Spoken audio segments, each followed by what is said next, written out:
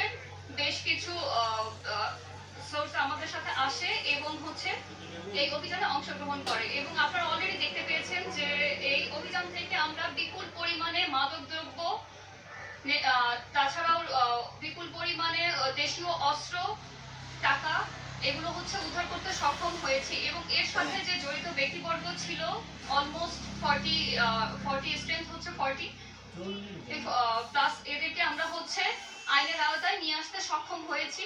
এবং প্রসিডিউর অনুযায়ী ফিউচারে আমরা হচ্ছে এই ধরনের যত অভিযান আছে এটা হচ্ছে আমরা ধারাবাহিকতা বজায় রেখে করে যাব ইনশাল্লাহ। এবং হচ্ছে এই ধরনের অভিযান আমরা হচ্ছে ফিউচারে দেখতে পাবেন যে একটি সুফল আমরা অবশ্যই সামনে আসবো।